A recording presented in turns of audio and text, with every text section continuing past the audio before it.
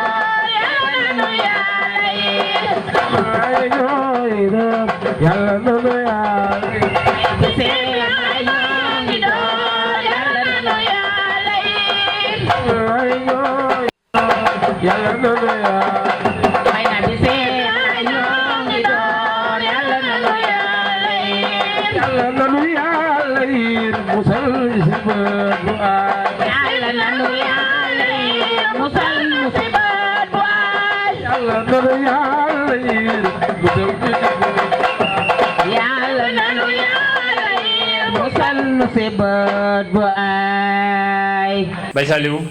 kaddu gangoogu. Asalaamaaleykum auzu billahi mina shaytaani rajim. Bismillahi rahmaani rahim. Asalaamaaleykum wa rahmatullahi taala wa barakatuhu. ñu ngi nuyu ñi nga xam ne ñëpp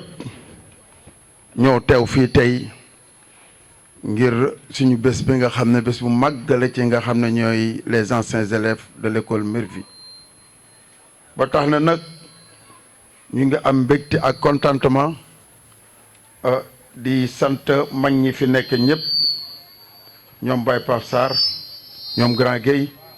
xam ne loo wax rek ci wàllu école ndax li ñu xam ci valeur yu njàng heure yu njëkk yi boo ñëwee fii boo leen joxee rendez-vous fi nga leen di fekk ñu toog te loolu dafa am solo lool tey xale yi di fépp ñu ne dafa laaj ay mag ne fa ndaxte mag ñi bu ñu fa newee bu puusana réerée mag ñi ne leen du foofu yoon wi fii la bon nag les anciens élèves aussi de l'école Mervi muy l'infatigable Issa ak ki nga xam ne ki mooy Mbaar aussi ñu ñaan leen yàlla na yàlla jàppale leen parce que coono bi ngeen di des ci école Mervi yàlla rek moo ko xam Issa Dia nag moom li mu si gis man sax xaw ma ko je sais pas xool naa xool xam ne Issa Dia daal nattul am ci école Mervi mais Issa li nga ci am nattu boobu yàlla na li ci yàlla defal ay ndam ginnaaw loolu ñu ngi remercier monsieur le directeur aussi Moussa ak vraiment les ñi nga xam ne ñii ñooy équipe bi nga xam ne ñoom la àndal nekk fi ci école Mervi enseignante yi ñoom ñëpp ñu leen di wax ne yàlla na yàlla jàppale leen ndam li nga xam ne moom la ñu bëgg aussi itam école Mervi am ko yàlla na ko am ndaxte bon li ko andi dañu toog ba ci yàgg rek ñu xool ne nun ñëpp ci école Mervi la ñu ne woon benn jour nu lancé ko mu intéressé ñëpp wax dëgg yàlla membre yi bu ñu fi ñëwoon tey du ñu fi xej parce que am nañu presque 180 nangam membre mais bu ñu ñëwoon fii te kenn du fi xej te aussi tamit njàng mi war nañ ci gën di waxtaan ndaxte surtout les parents d'élèves heure bi waroon na fekk ñoom ñëw fiy jiit joxal teraanga bi nga xam ne ñu ngi koy jox seen i njaboot ak seen i doom loolu mën a encouragé mais dañu yaakaar ne école ay folo école du fo école dañ ci former nit ki ndax ëllëgin si biir moo am lu mën a représenter si li nga xam ne lii mooy population bi ak terroir bi nga xam ne fii fa la dëkk c'est important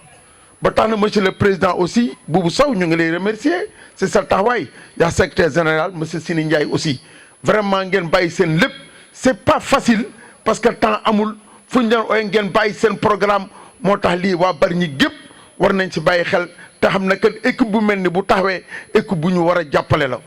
bon nag monsieur le maire nag oote na sànq parce que dafa am benn urgence à Yoff moom oo na ma wax na ma ko nee na xalif général bu Layeen moom moo leen war a recevoir ba tax na nag mu ngi jéggalu mbooloo mi yëpp mais heure bi waroon nag fee fekk man bi may oo sax boobu maa nga Mbuur new ma fi bon nag monsieur le maire loolu mooy ngaltam moo tax nag gis nga lii Issa teraanga bu fekkee ne nit dala ko defal dama leen l'islam da koo gërëm diine dafa gërëm nit def lu baax ñu wax ko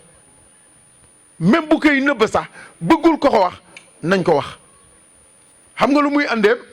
day encourager ñi man di joxe te joxewuñu parce que ki nga xam ne mooy taxawaayu Momar Seck il faut le dire ñu wax ko ak As may bañ a dellu ci li des mënu wax jëpp solo As mbunk vraiment taxawaayam xam nga ne lii c'est pas facile kii tey nit koo ko dénkoon pour mu defal la ko problème bu rëy la parce que lii c'est de l'argent bon nag gàcce ngaalama Momar Seck gàcce ngaalama As mbunk ñu ngi leen di ñaanal yàlla yal na yàlla guddal seen fan yal na yàlla suturaal leen lépp lu ñuy yootu ngir dëkk bi ñu di ko def yal na yàlla may leen kattan ak doole guñ ko mottalee en tout cas de toutes les façons am nañu contentement ak mbégte su sunu jigéen ñi toog ndeysaan xoolal ay ñii ñëpp am nañu 60 ans mais ba léegi ñu ngi jàpp si école bi lii waa Bargny bu ñu ko seetaanee seen yaram war na daw war nañu mën a jàppale xale yi avancé ñu ngi ñaanal yëpp asalaamaaleykum wa rahmatulahi taala wa barakatuhu jërë ngeen jëf. jërëjëf ñu tàcc ko waay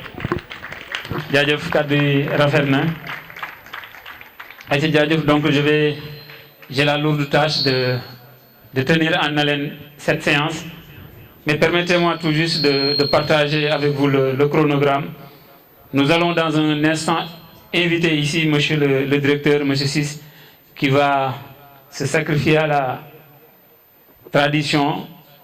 de nous faire le mot de bienvenue. Monsieur Ciss, après il va donner ou bien passer le témoin à notre cher président Baye Pape Sarr. Plus qu'un président, c'est tout pour nous. Baye Pape ñu ngi lay nuyu di la ziar encore une fois. bu ñu paree on a la chance de recevoir ici suñuy chef de quartier kenn ki muy ku extraordinaire muy Baye Saliou kenn ki nee na ma booyam la mais loolu duma leen ko wax buñ paree moom day jox kàddu gi Omar Wade moom mi nga xamante dafa jógee ba Ngunu ñoom ñaar nag ñoo xam lan lañ bokk seen biir mais incha allah ñu leen di nuyu di leen ziar encore une fois. Sous vos applaudissements, merci de recevoir ici monsieur le directeur de l'école Mervi, monsieur Ciss. maa ngi baalu ñëpp maa ngi dalal jàmm si école bi ni ngeen fi ñëwee nii di leen tatagal di leen jaajëfal si teewaay bi ñu invité nga ñëw yombul parce que ñëpp am ay charges. Je voulais tout d'abord ma nuyu ñi fi ne anciens élèves yi nuyu leen nuyu président CGE nuyu imam yi nuyu délégué de quartier yi nuyu waa kër ñi fi toog ñëpp di leen wax ne li ngeen andi fii lu rëy la ñu njëkk nañ ko suñu biir xol.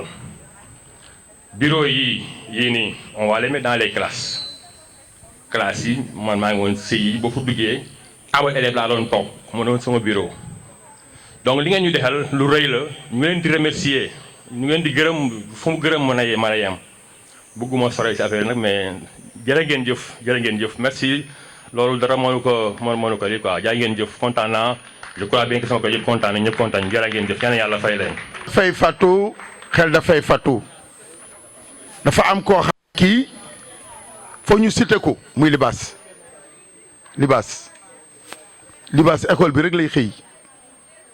lu ne def na ko lu ne ba ci peinture bu mujj bii yombal gu bari jóge ci moom bon nag libaas yal na la yàlla dolli wér yal na yàlla guddal sa fan sa soxna soosu toog yàlla bàyyi leen ngeen yàggal lool libaas na nga yëg ne am nañ soog kontaan ak mbétti jërë ngeen jëf. auzu billaahi mina sheytaani rajiim bismillaahi rahmaani rahiim jërëjëf. De m'avoir donné la parole maa ngi nuyu assistance bi yëpp di nuyu premièrement monsieur Sow mi nga xam te mooy président wu anciens élèves Mervi li may wax nag dama ko wax au nom de tous les parents d'élèves ndax man miy wax ak yéen maay président CG wu école Mervi di président UCG de toutes les écoles de Bargny lii ngeen defal école Mervi dama wax ne même ku nekkul école Mervi te dégg bi rek sa xol sedd na dama mës a wax ne ñi nekk Bargny te yàlla may leen koom-koom kenn ku ne lii les anciens élèves de l'école Mervi def bu ñu ko doon def ci école bu ne soo duggee ci école yi sa xol dana sedd te tey jii preuve bi mooy tey ku dugg ci école bi non seulement nga gis li nga xamante ne li matériel bi nga xamante ne bii anciens élèves yi andil nañu ko directeur ak les enseignants boo xoolee école bi rek sa xol dana sedd ci li école bi ni mu mele loolu nag lu ko andi nag benn damay gërëm d'abord équipe bi nga xamante ne bii maire comment elle s'appelle encore maire Ndiémé ak jabootam ngeen xoolee école bi doon fi gis benn këyit doon fi gis dara c'est propre loolu nag ñoom ñoo koy def ci école bi lu mel noonu nag ak école foo mënti dem ci école Bargny yëpp boo duggee ci école Mervi sa xol day sedd loolu nag bu amee dañ koy gërëmee ay doomam yooyu nga xam te ne ñoo yore sécurité bi école bi. benn bi ci des mooy ma gërëm monsieur le directeur dama koy wax toujours ne que am nga chance bi nga am mooy ay directeurs yu bare dugg nañ fi. mais moom bi mu fi ñëwee ça fait 9 mois mais li fi am tey ci lu ñu ko dugal ci biir école am amul benn école ba nga xamante ne bii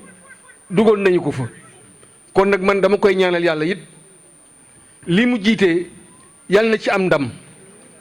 ndax ndam bu amee ndam it ndamal parents d'élèves yépp la ndax kenn ku ne la ngay ñaan ci sa doom fa mu ne mu am réussite ba ëllëg mu mën laa yor loolu la parent d'élève bu nekk di ñaan loolu nag yàllaa nga ñu koy defal sutura ci école bi ba anciens élèves yi gis li nga xamante ne lii mooy école bi ñoom ñu jël seen lépp nag ne école bi dana nekk école ba nga xamante ne école pilote ba kenn ku ne booy roy nga roy ci école bi kon nag loolu ñun en tant que parent d'élève dañ leen di ñaanal yàlla yal na yàlla dolli leen sutura seen association bi ngeen def ko yal na law ci école yëpp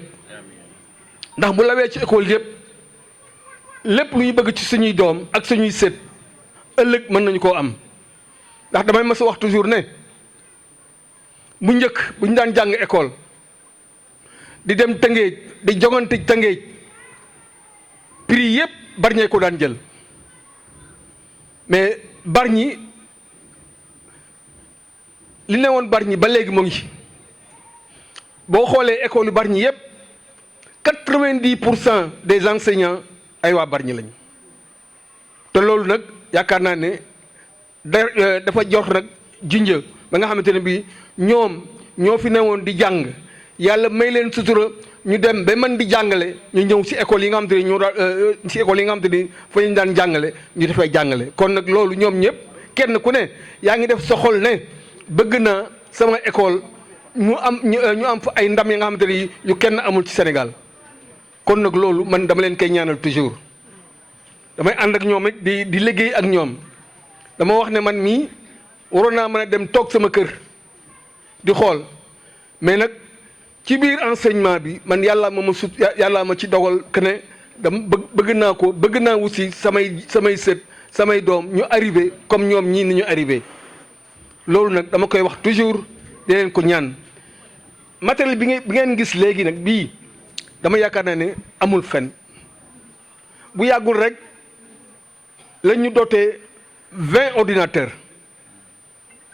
tey jii ñu ngeen gis matériel bi fi ne tey jii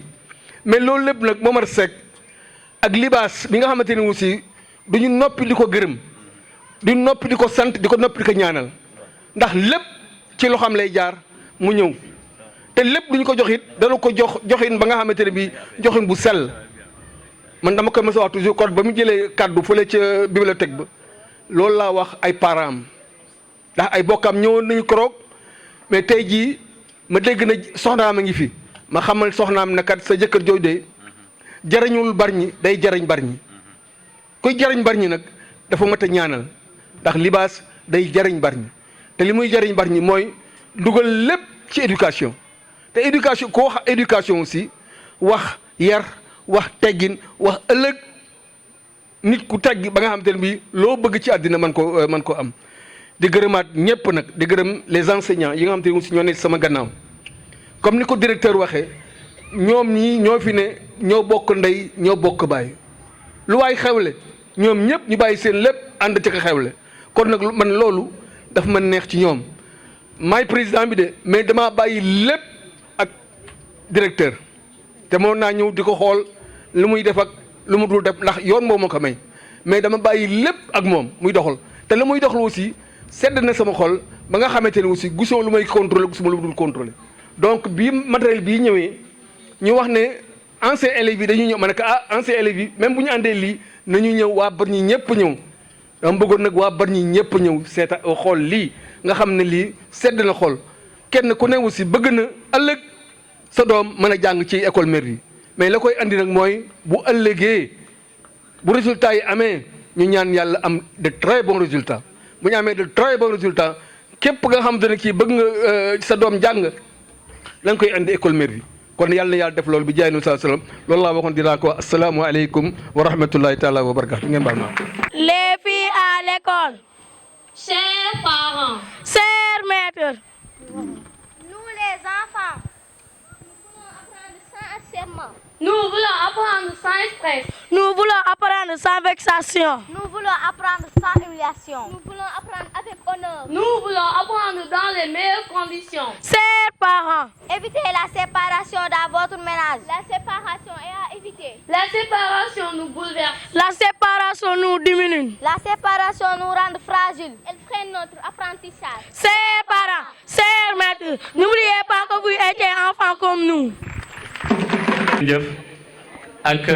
xale yi ci prestation artistique bi dañuy continuer nag di jox kàddu gi. C'est vrai que tout à l'heure Saliou Niang nee na école bi ci jàmmalaay la ne mais tam loo wax jàmmalaay di nga ne ASC Ndogal am na influence ci zone bi te la présence du vice-président muy Gana day firndeel ne encore une fois c'est plus qu'un partenariat très très solide et sur ce dañ lay invité mu joxe quelques mots moom aussi par rapport ak l'ASC Ndogal ak accompagnement boo xamante ne yàgg na diggante l'école Mervi ak toutes les ASC environnantes yi xamante ne ñu ngi fii donc sous vos applaudissements dañuy invité mon cher. salaamaaleykum maa ngi nuyu ku nekk turam ak santam di jiital si nuyoo bi le président Boubou Sow di si teg le directeur Moussa Cissé ak le président des parents d'élèves Cheikh Pape Sarr ak délégué de quartier yi fi nekk ak mbooleem notabilité ak les invités yi fi nekk yëpp ak également élèves yi di jox ku nekk cëram ak wàccuwaayam di wax ne di rafetlu daje bi di wax ne je suis venu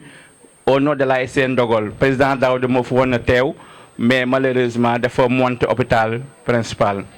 si kaw loolu ma ànd ak délégation monsieur Faye Mbaye Seck également c'est un enseignant il est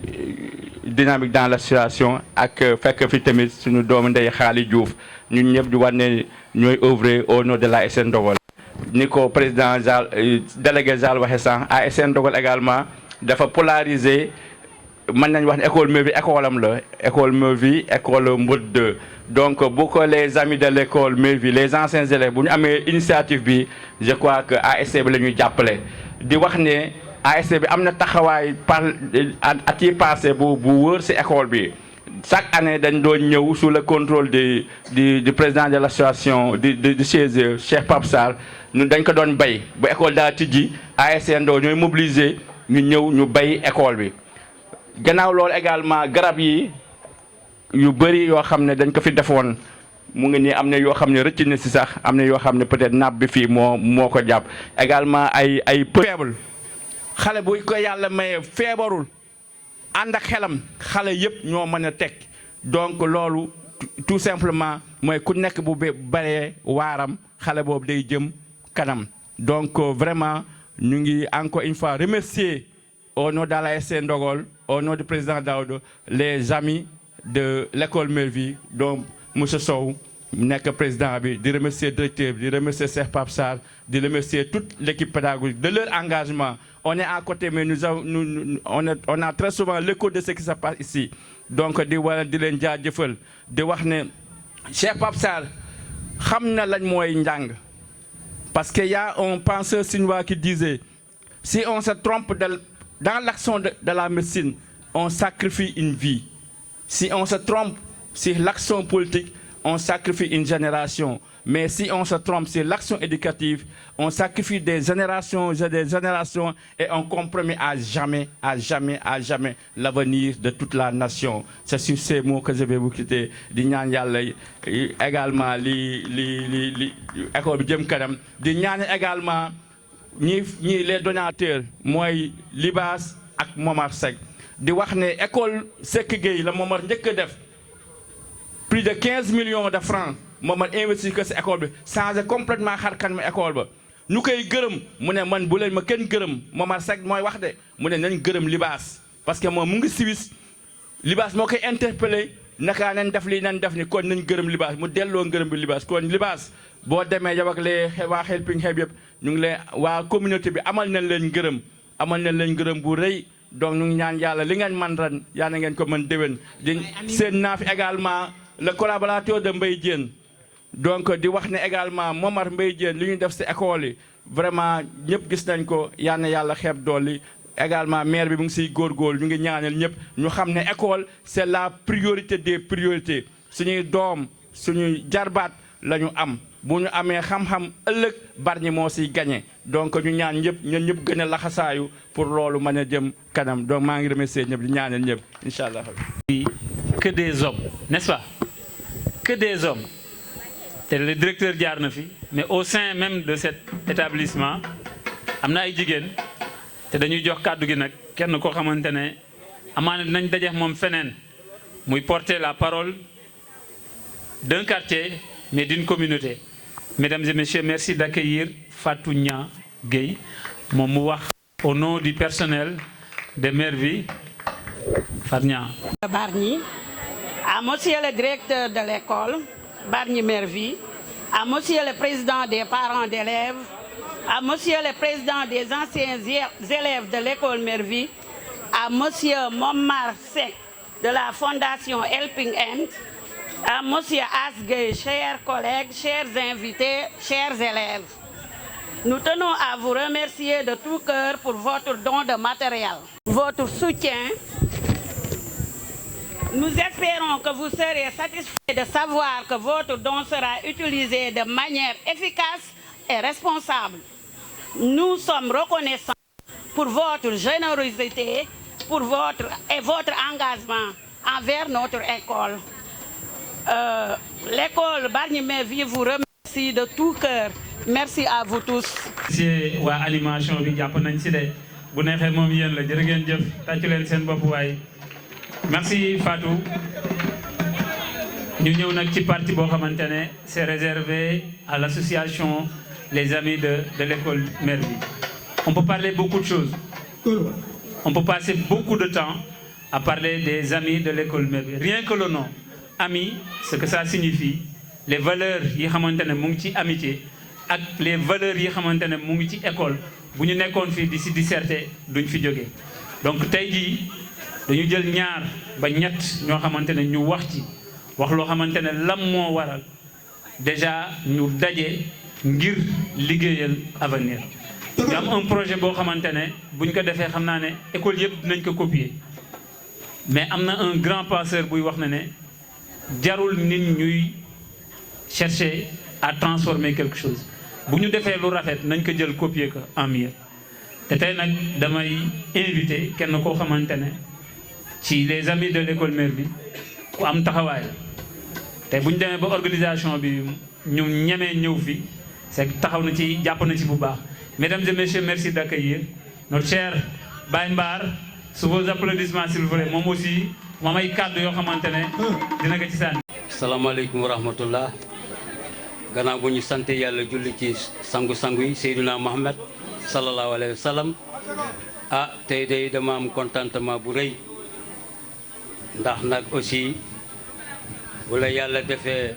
ñu boole la ci les amis de l'école Mervi loolu sant yàlla bu baax la ndax nag fii ba ñu fiy nekk boobu ay 6 ans la ñu am ay 7 ans ay 8 ans yàlla def na ñu am juróom fukk ak lu teg loolu jar naa sant yàlla bu baax di gërëm aussi tamit kilifa yi ñu fi fekk.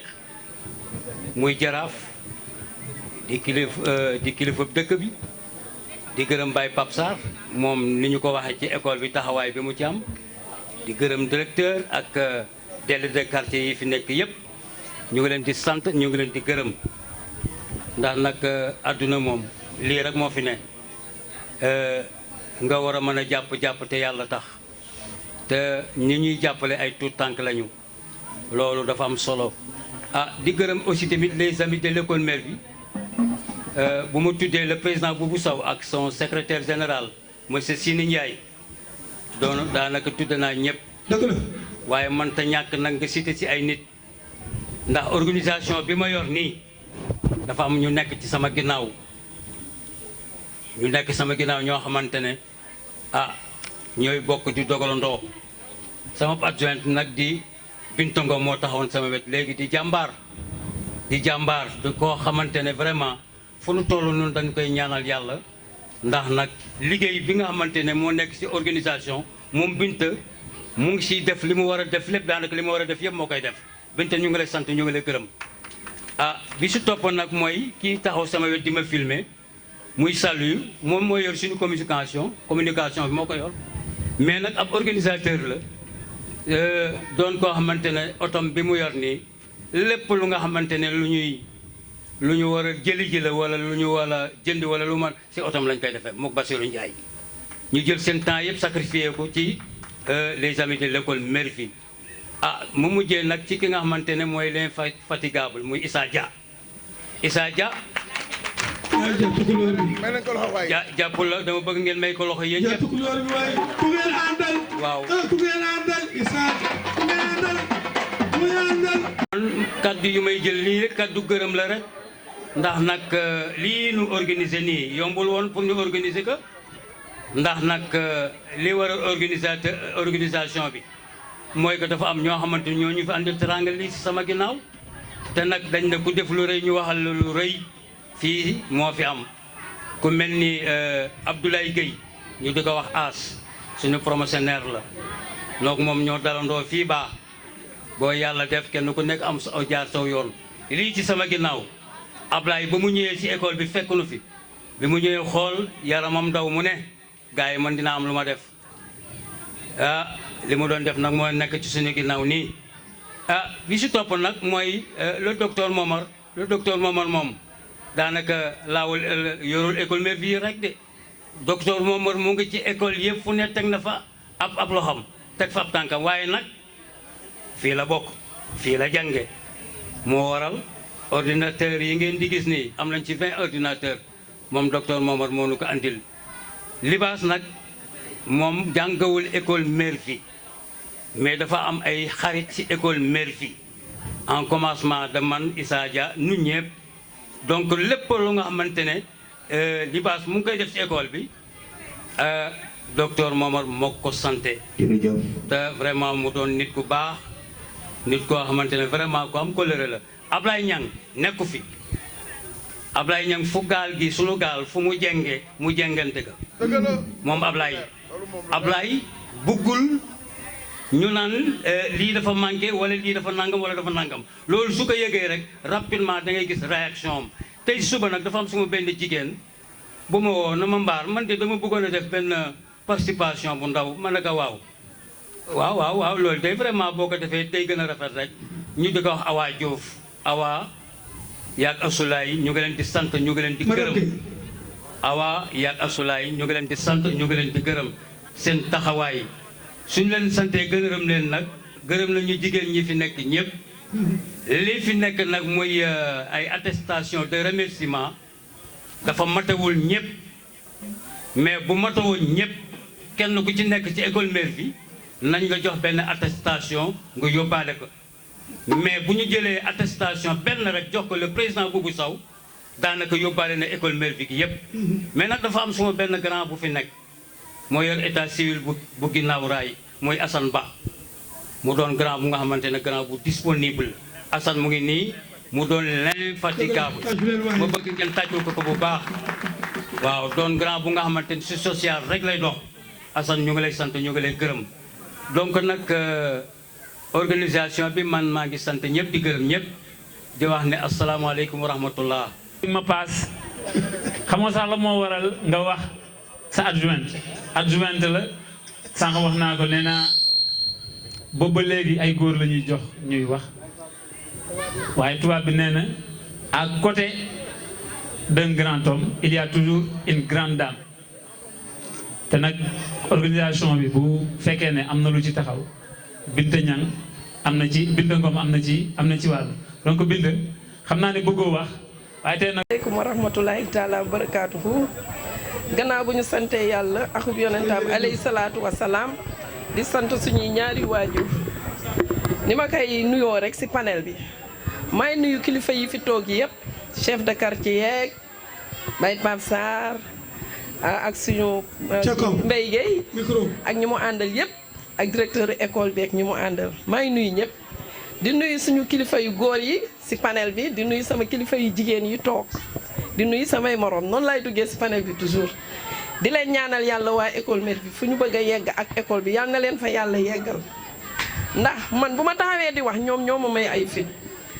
dañ ma boole mbaar Mbar nekk sama patron man ma topp si moom ñuy organiser lu jox man lañ koy jox. déglu leen waaye déglu leen. ñu nekk samay mag yu baax ndax ñoom ñëpp ñoo ma mag man si ñi gën a ndaw laa toog mais dañ jël lépp tekk sama may bañ ba tëdd suuf nañ na ma yaa koy def. ma di leen wax nag ku si deful lu dul yoon ñoom ñi di mag damay dugg sa page daal di la koy wax mais da nga koy reconnaître ñu nekk nag benn ñun jigéen ñi ak góor ñi ñu nekk benn jàppalante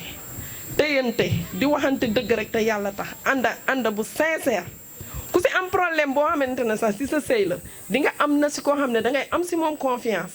ngay waxante ak moom mu lay teg si yoon loo xam ne sa mag moo la ko waroon a wax wala sa yaay wala ku sët si yow musuñu xuloo musuñu wax musuñu weerante chaque le 9 ñu tese ñun jigéen ñi ñu waxtaan def lu ñuy def dem seen yoon te lu ñu def góor ñi rafetlu nañu ko ñun nag dañoo xeet si école mère bi moo tax ñu jël maquette bii di 500 millions xam ne duy fo ñu ne si capp suñu loxo ndax dañoo bëgg lu baax la ñu bëgg te dañu bëgg école yeneen yi si des xool si ñun def bu ko defee ñu am développement éducation boo xamante ne bii suñuy doom dinañ mën a jàng ndax boo gisee école bu rafet di nga sawar pour jàng ndax sa xol day féex dañu bëgg élèves yëpp yi si Bargny tous les enfants de Bargny jàng ñu am ñoo xam ne ay cadre la ñuy doon ëllëg ñu mën a jariñ Bargny ëllëg ñun loolu la ñu bëgg dañu bëgg njàng mi avancé ba xamante ne kenn du dem si école yi privé yi di dem di fay di dem ba Tëngéej di fay loolu dañ ko bañ ndax am na enseignant yoo xam ne ñu ngi fi te mature nañu pour jàngal xale yi ba xale yi am lu dugg ci seen bopp bi te ñun loolu lañu bëgg ñun dañu bëgg fii njàng bi avancé ndax li ñu naan ab dëkk boo fa dëkkee yaa koy defar ñun xaaruñu ci benn gouvernement xaaruñu ci benn maire ñu ñoo jël suñu fit wa toll ne rek attaqué lii capp fa suñu baaraam di ñaan yàlla mi nga xam ne moo yor lépp yàlla nañ fa yàlla yóbbu ndax ñun ak nit ñi kenn amatu fi doom buy jàng fii mais ñun bu ñu siy sonn pour xale yi ñoo tax ñu siy sonn xale yu góor yi ma di leen gërëm di leen sant di leen ñaanal yàlla fii ku nekk da ngay wax sa morom gënuloo moo xeer si panel bi ku ne da ngay yëkkati sa alal lii moo feeñ lii nii moo feeñ mais am na ñeneen ñoo xam ne ñu ngi dugal seen loxo lu ñu xew la ñu ngi siy def xaaruñu si kenn buñ ne dërëm la ñuy natt da nga gis ko andi 100 francs exemple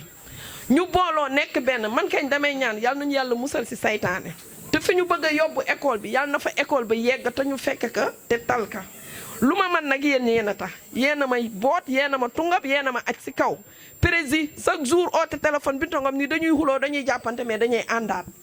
ndax lépp si def lu baax la di leen gërëm di leen sant di leen ñaanal yàlla rek yéen li ngeen bëgg yéen a ko xam yàlla na leen ko yàlla defal képp ku ñëw fii yàlla na yàlla saafaraal la yàlla na leen yàlla yokk nga yokk say lijaasa may la ngay dem di ñëw wasalaam. mais mbir yi mu ngi commencé jeex ndànk-ndànk mais nag il faut ñu taxaw di remercier waat ñi xamante ne def nañ lu mel nii. parce que nit bu la mayee même bu fekkee ne xalaat la rek yoon la nga taxaw nga ne ko jërëjëf. muy les donateurs. xel dem na ci docteur xel dem na ci monsieur Guèye As donc le représentant boo demee ci moom nga ne ko gis nañ et ñu ngi koy ñaanal yàlla li mu def aussi yàlla na ko yàlla fay. amiin. docteur aussi moom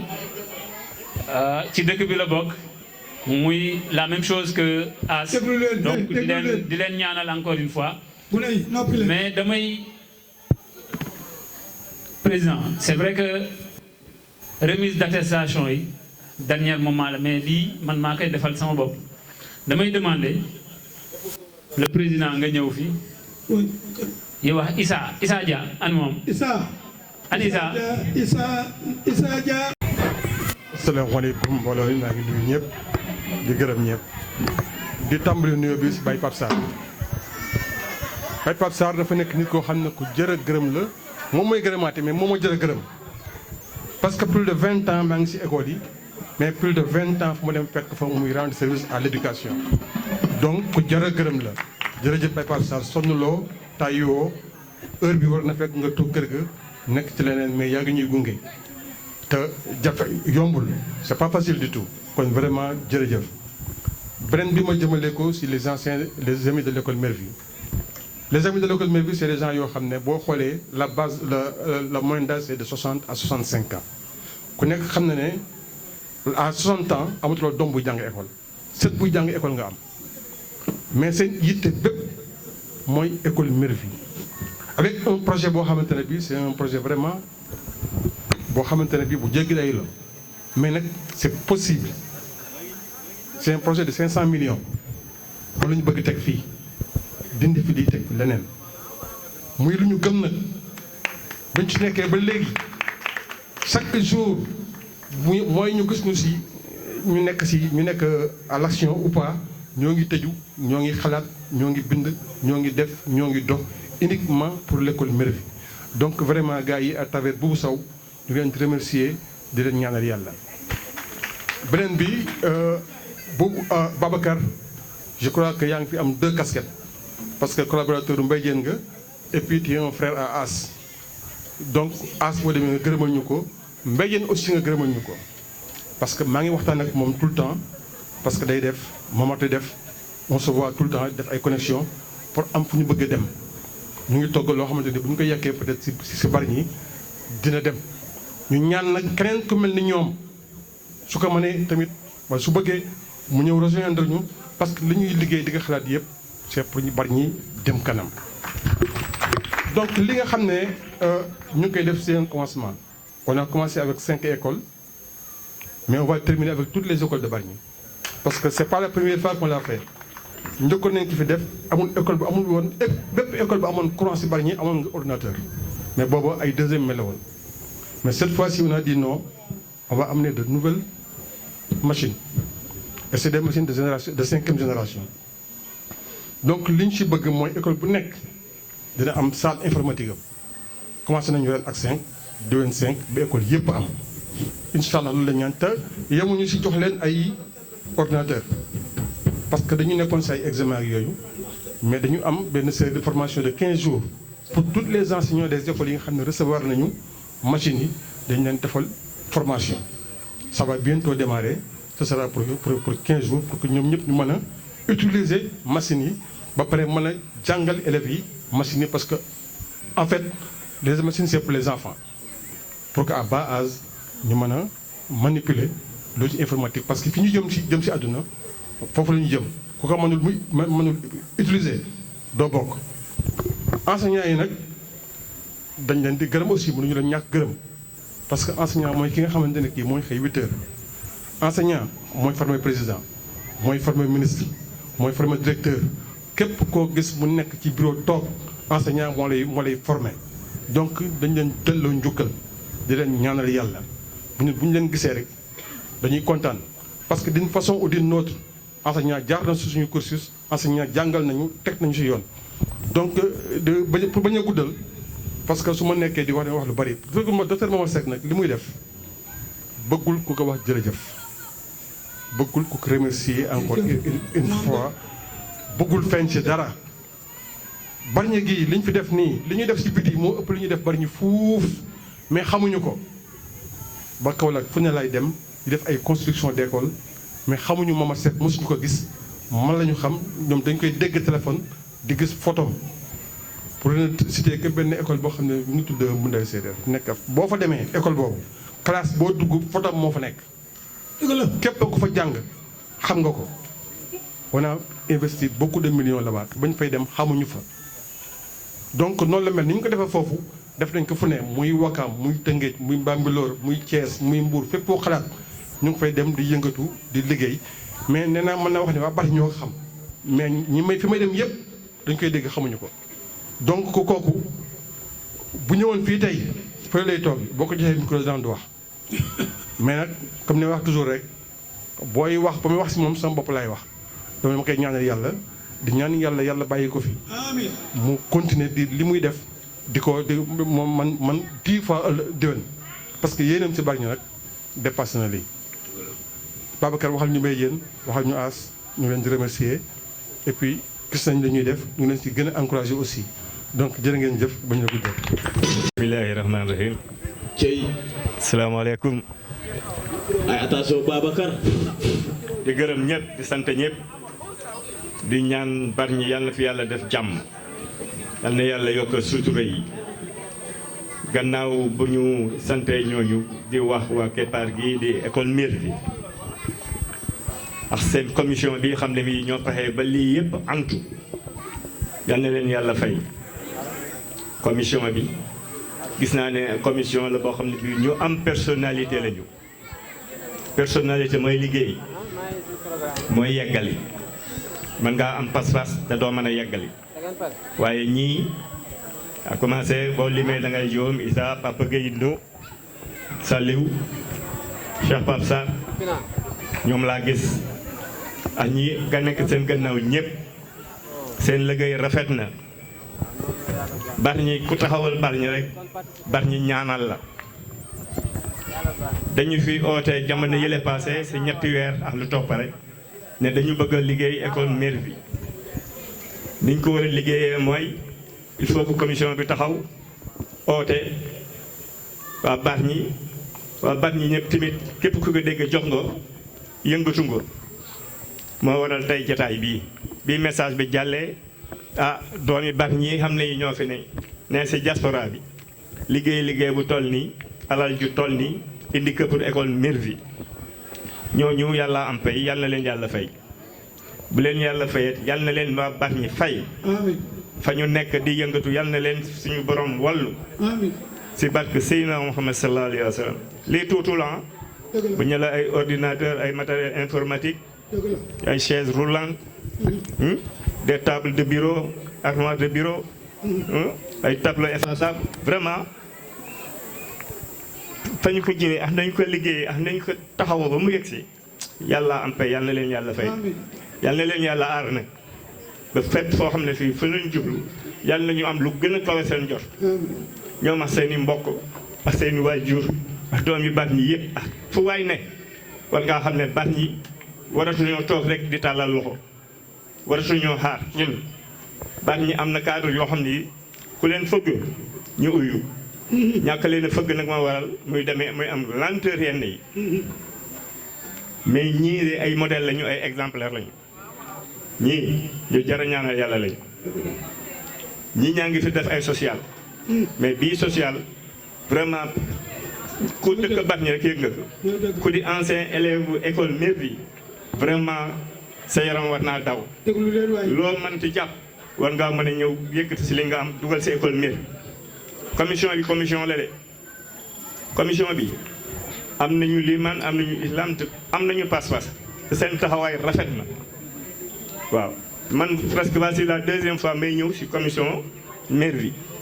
benn yoon ñaari yoon résultat am donc loolu ku la ko liggéeyal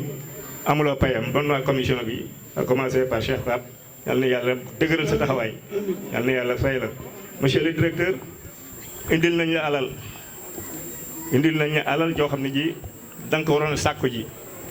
da nga waroon a bind teg sa taabal yi ñu gàddu ko ak na mu toll ak bu leen wax quelque soit alpha ñu indil la ba sa biir école yàlla na doon sa njiglaay partage bi yàlla na aw yoon xale yi tax ñuy def lii yàlla nañ ko fekke seen njëriñ ñoom ñëpp pour bañ a guddal gërëm naa ñëpp sant naa ñëpp Bargny yàlla na fi yàlla def jàmm monsieur le président Boubou seen taxawaay rafet na seeni yàlla na leen yàlla fay. buñ ko naree génn fii duñ fi jógee donc da ngeen may rek ngeen dimbali ma ci loolu ñu jox kàddu gi le président moom mu remercier équipe bi xamante ne ñoom ñoo def lii mu remercier les partenaires mu remercier ñëpp moom dama koy téye fii parce que à la fois ni muy waxee noonu la ñuy woowee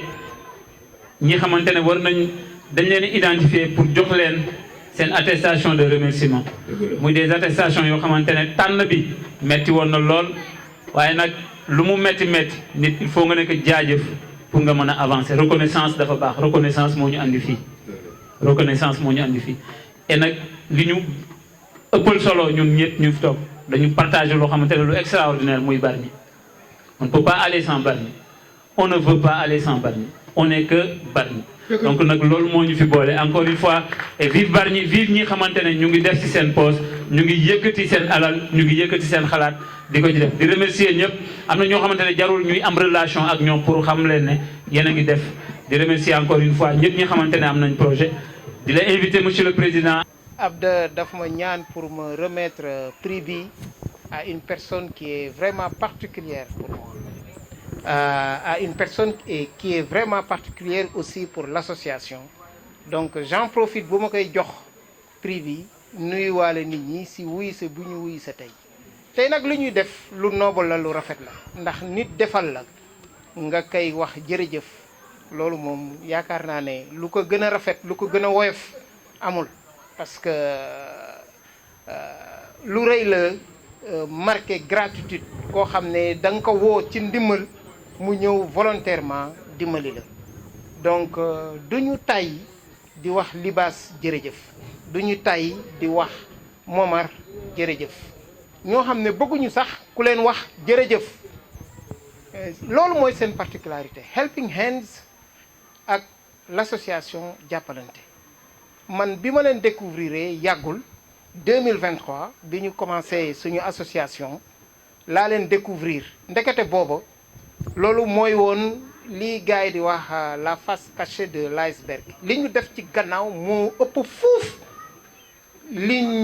ma gis ci école Mervi parce que depuis booba bi ñu ñëwee école Mervi ça a complètement changé on avait trouvé ici des fenêtres des portes yoo xam ne impraticables tout est rouillé moom lañ fi fekkoon imaginez li fi nekk ci ay bunt yëpp lépp la ñu dajji defaraat ko lii yëpp lu bees la Libaas moo ko fi def ak miir yu daanu portail yu daanu Libaas moo defaraat ay portail yu bees moo tabaxaat miir yi moo defaraat WC yi ngeen di gis nii daaw la ko defaraat karelewaat ay classe ay ardoise yu bënn mu defaraat ay tableau mu defaraat mais raax peinture boo gisee miir yi tey mu neex a peinture même le maire quand il a eu une dotation de peinture dafa xool xam ne école Mervi moo fi nekk école boo xam ne mën nañ kaa peinture mu ri tax parce que fekk na miir yi ñu def si revêtement bu normal bu pare dafa choisir école Mervi naturellement parce que boobu école de filles c'était déjà fait ñu ñëw fii def ko fi donc Libaas amuñu sa fay amuñu sa gërëm vraiment ñu ngi leen di ñaanal yàlla yow ak Momar yàlla taxaw leen mottali seen yéene di ñaan collaboration bi ngeen bëgg a def ak donner ses recevoir mu antu ñu ngi leen di ñaanal parce que xam naa ne lépp ce sera dans l'intérêt de Bargny di remercier en même temps Ablaye Gueye as mbunk la maa wax wala mën a Alaaji Mbunk parce que c'est beaucoup plus familier xam naa bu ko déggee dina xam ne ki doon wax ak moom ñoo bokkoon classe donc bi ñu defee appel bi moom depuis la wax ne il va faire quelque chose avec la structure dans laquelle il travaille donc bàyyiwu ko topp ci di wax ma topp ci ak directeur bi di wax di ko topp ba mu andil ñu conteneur lii du matériel bi yëpp ça c'est une partie qu'on a sorti li ci des mu ngi ci biir classe yi donc ñu ngi koy remercier di ko ñaanal yàlla mu mottali yeneen bon ne kii di jox attestation de remerciement koo xamante ne kii ku particulier la si ñun ku tey la si ñun ku ñuy gàgganti la ku ñuy gunge la ku ñuy jubbanti la kuy jubal li ñuy doxal la parce que mbiri association fii ci Afrique du ma wax Sénégal pour gérer ko de manière rigoureuse ci côté finance dafa jafe mais dañu am chance daje koo xamante ne kii avec pondération avec compétence avec rigueur moo ñuy guider ba amuñu dara lu ñuy douter ci suñu association bi ci côté finance moo tax lu ñu woote rek ñëpp sawar si pour joxe seen génne seen poste joxe muy El Hadji Modou Ndiaye ñu koy ñaanal yàlla fa mu jëm ak la mu bëgg yàlla na ko yàlla defal duñu tàyyi di ko ñaanal di ñu tàyyi di ko gërëm c'est vraiment une personne particulière pour nous kii vraiment lii ñu ngi la koy jox ñëpp mu ngi la koy jox Ngalla Ndiaye mooy sa baay wasalaatu wasalaam ala rasulillah gannaaw bu ma sant yàlla julli si yonante bi sant suñu ñaari wayjur alors maa ngi commencé sama discours di sant ñëpp ñi nga xam ne ni teew nañ fi tey di tàmbale si doyen notre père notre cher Pape Sarr je pense que Libas témoignage bi mu def si moom rek ça suffit pour mandargal li nga xam ne mooy taxawaayam si école sénégalaise de façon générale école Bargny en particulier di sant si teewaay bi également Mbaye Gueye suñu grand jaraaf ak Omar maanaam chef de quartier yi di remercier également directeur Moussa moom mi nga xam ne moo ñu dalal di remercier également Saliou Niang maa ngi wax président tout à l'heure que ne man ak moom def naa suñu particularité si Bargny mooy football si la ñu xamee mais remerciement bi nga xam ne moom lay jagleel l'amical bi may jagleel amical bi dama koy teg si loxo président di ko remercier et par-delà lui ñëpp ñi nga xam ne ñooy membre ñi nekk si gannaaw ñi nga xam ne nag ñoom ñoo organiser lii muy président commission organisation Baye Mbar ak adjointam Binta ñoom Issa Dia ñoom Salou Seck ñooñu dañ leen di remerciement boo xam ne am na fu tàmbalee waaye amul fu mu yem parce que nit quand même dafa am loo xam ne su la ko mënalee loo xam ne yow mënaloo ko sa bopp su ko defee donc am na occasion boo xam ne soo ko amee donc leen di remercier ñaanal leen yàlla. alors ñi nga xam ne nag ñooy nos donateurs muy Helping Hands docteur Momar et je le rappelle toujours c'est un promotionnaire on a fait les cours d'initiation ici donc à l'école Mervi ba ñu tàmbalee association bi laa koy rappeler que ne ba ma commencé di def ay gestes au niveau de l'école sénégalaise de façon générale booba yàgg na et par-delà lui son bras droit Libas man personnellement dama lay ñaanal yàlla parce que waxtaan nañ lu yàgg depuis bi ñu xamanteeg léegi depuis bi ngay évoluer donc si association bi doole ndox jën moom très franchement xam naa ne il doit être quitte avec sa conscience en toutes circonstances pourquoi parce que am na un élément boo xam ne un représentant boo xam ne su tëddee mën na nelaw parce que wóolu na ko te bi ñu commencé liggéey ak yow ba léegi aussi man xam naa ne comme ni ko Boubou waxee moi j'évolue un peu dans la finance de sorte que dafa am ay fondamentaux yoo xam ne suñuy liggéey man ak yow donc loolu mooy nekk la base déjà la confiance ensuite la sincérité et après la rigueur donc comme dit président tout à l'heure rek doon nañ ko wax man ak moom association yombul donc et foofu damay rebondir pour ñaari message yi nga xam ne bëggoon naa ko wax ci jotaay bi bu njëkk bi mooy élèves yi ils nous ont lancé un message nous autres les parents d'élèves donc la communauté estudiantine de façon la communauté donc enseignante de façon générale mooy ñoom li nga xam ne mooy seeni droit ñun muy suñu devoir pour ñu defal leen ko donc message boobu bëgg na ñu déglu ko alors beneen message bi may lancé mooy la ponctualité actuellement heure bi waruñu foon fekk parce qu'on avait demandé aux gens de venir à 15 heures on a démarré à 18 heures et que pour qu'on puisse se développer il faudrait que les gens soient rigoureux avec eux-mêmes suñu ne 15 heures c'est 15 heures suñu ne 16 heures c'est 16 heures et ce qui est aberrant dans tout ça excusez du terme mooy que damay wax toujours que ne sénégalais soo bëggee mu ñëw heure da nga ko yóbbu pour jox ko xaalis soo ko ne 16 heures dana ñëw 16 heures mais pour autre chose dana ñëw heure bu ko neex donc loolu nag il faut que ñun ku nekk yar sa bopp dans cette rigueur là pour que li ñu bëgg ci développement ñu mën ko am donc loolu mooy les quelques mots yu ma bëggoon wax maintenant côté président wax naa ko sànq man ak moom moo ma forcé d'ailleurs jox moom le poste de secrétaire général parce que xam na ne man très franchement dans ma nature dans mon caractère et sama liggéey aw ma jot trop pour am yu bëri yoo xam ne dama koy def dans la vie courante mais il m'a forcé jox ma le poste de secrétaire général mais bi may liggéey ak moom ba léegi aussi wax naa ko sànq que ne su duloon moom son implication sa rigueur ak sa clairvoyance duñu liggéey ba heure bi donc sur ce point-là très franchement wax na li mu wax si man mais man encore une fois président je te remercie du fond du cœur et de la ñaanal yàlla donc li nga xam ne mooy projet Mervi Futura ñun boobu mooy suñu projection donc li nga xam ne moom lañ si yéene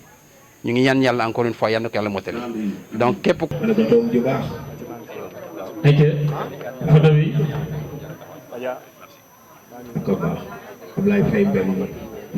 di leen jox rendez-vous benn rendez-vous la ñaan la performance le futur pour Mervi Futura jërë ngeen jëf merci beaucoup. Des amis de l'école Mervi. Aujourd'hui, on a procédé à une remise officielle de matériel informatique et bureautique à l'école Mervi. Et on a profité de cette occasion pour remercier nos généreux donateurs. En l'occurrence, M. Momar Seck et M. Abdoulaye Gueye, qui sont des membres de l'association des amis de l'école Mervi. Donc, cette cérémonie aussi est un prétexte pour nous de parler de notre projet qui nous tient à cœur, qui est le projet Mervi Futura, qui est un projet très ambitieux et qui est sous-tendu par des enquêtes que nous avons menées au niveau des 6 quartiers qui polarisent l'école Mervi. Vous savez que l'école Mervi est une école qui comporte 12 classes et que ces 6 quartiers ont une population de plus de 10 000 habitants. Quand nous avons fait cette enquête, nous avons compris que à partir des réalités démographiques, sociologiques de ces quartiers-là, il fallait dans cette école avoir des classes préscolaires pour des enfants qui ont entre 3 et 6 ans, parce que nous avions remarqué qu'au niveau de ces quartiers, il y avait plus de 637 enfants qui ont entre 3 et 6 ans. Et donc, tous ces enfants ont besoin de classes préscolaires pour leur préparer à des études primaires. À partir de ces enquêtes aussi, nous avions compris que le décrochage scolaire au niveau de ces quartiers était quelque chose de très alarmant parce que nous avions décompté plus de 182 enfants qui n'ont pas atteint l'âge de 14 ans et qui ont abandonné les classes. Quand on a cherché à savoir le pourquoi, on a compris que c'était des questions de moyens. Donc, et d'autres données qu'on a eues à partir de ces enquêtes, comme le fait de voir que plus de 88 parents d'élèves dans ces quartiers ont péri dans ce qu'on appelle l'immigration clandestine.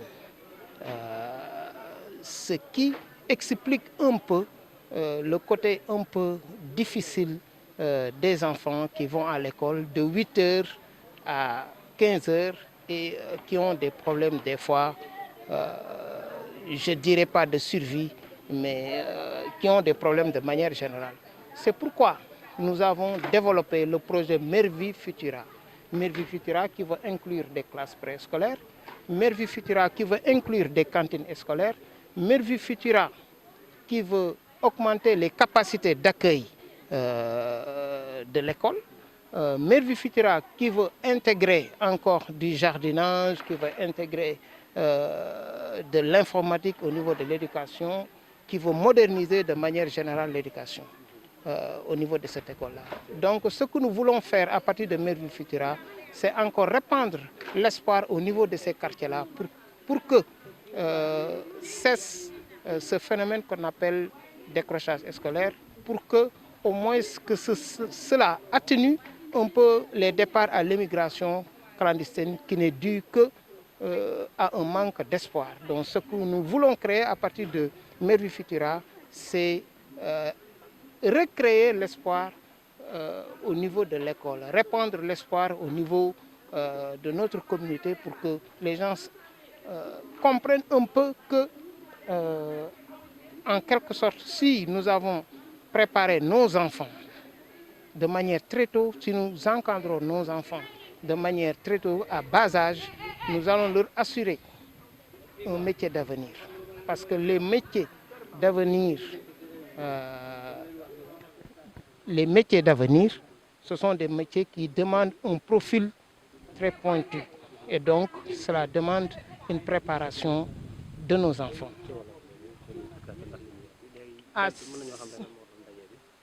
Ndaje bi tey dañu mayoon ay matériel informatique ak ay matériel bureautique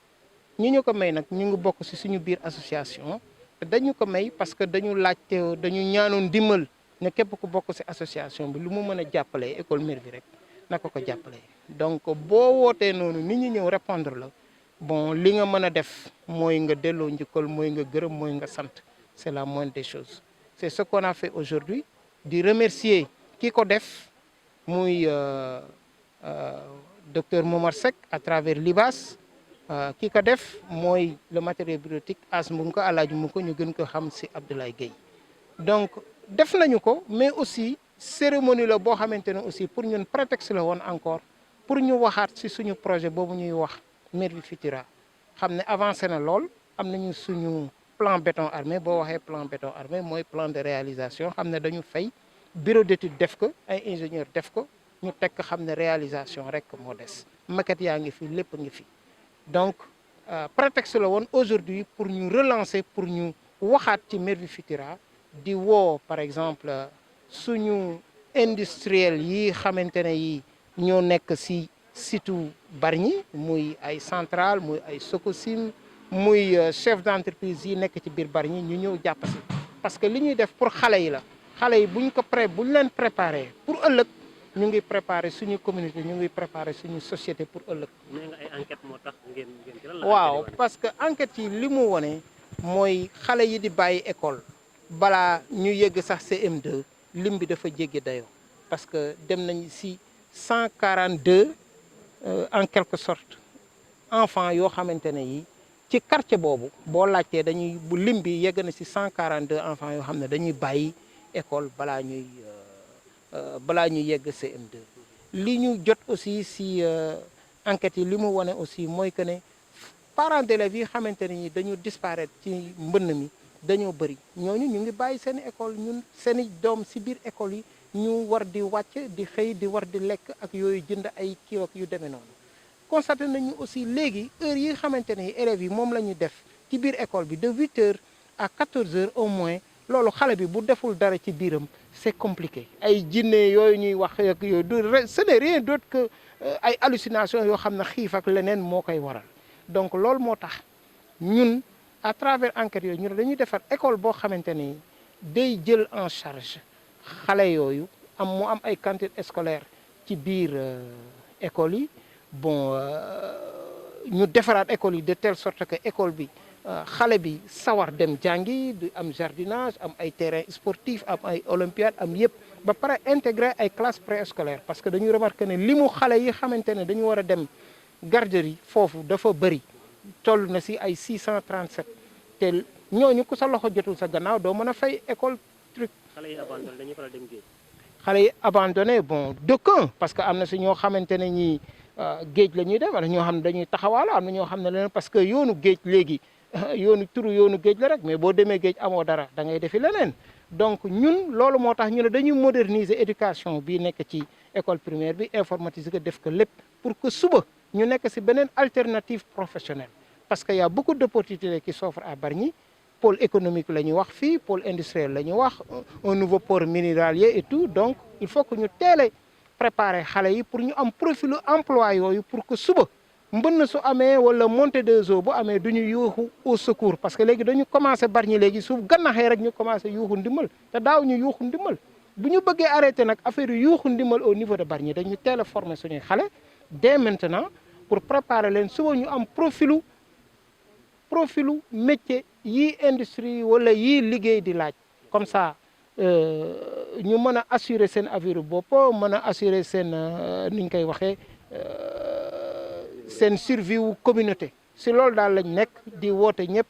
ku si nekk boo mënul ñëw jàpp fii nga dem sa école d'origine nga dem jàpp foofu parce que école yi soxla nañu ku leen dimbali loolu daal moo ñu fi jote la woon tey bon di gërëm ñëpp ñu ñu wuyuse di gërëmaat encore Libas bu association jàppalante xam ne mooy mamelu au niveau local Helping Hands bu docteur Momar Seck di remercier encore Ablaye Gueye Alaaji Mbunko ci matériel bureautique bi mu ñu andil vraiment affaire bi neex nañu trop fa mu ñu jëlee sori na lool ñu ngi leen di gërëm di leen sant merci. Yàlla na nu Yàlla yi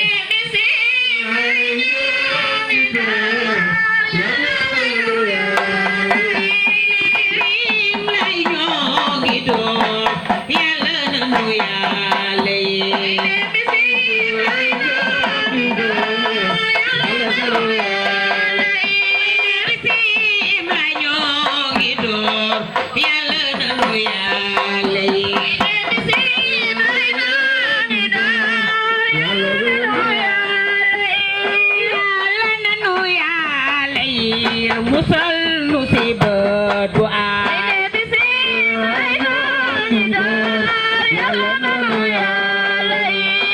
Yàlla na nu Yàlla yiir musal nu si bët bu aay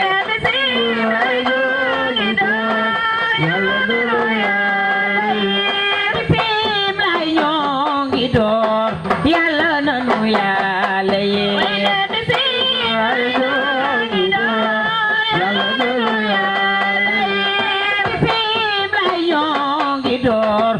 Yàlla na nu Yàlla yiir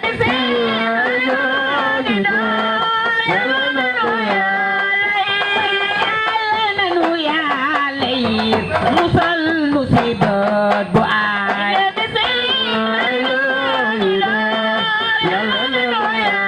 Yàlla na nu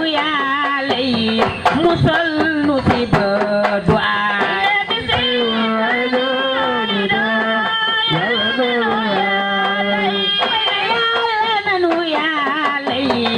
musal nu si bët bu aay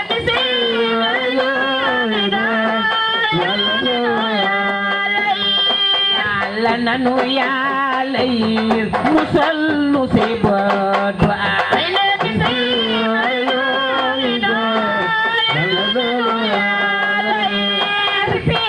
lay ñoo ngi door Yàlla na nu Yàlla musal nu si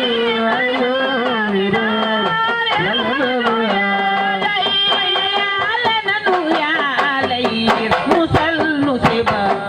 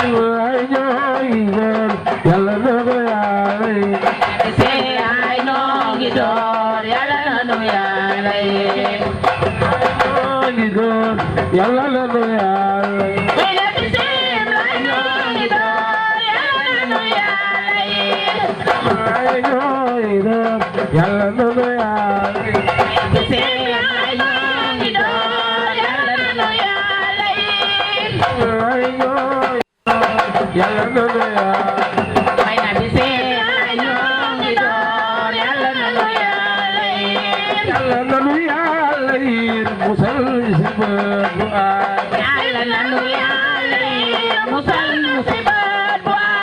Yàlla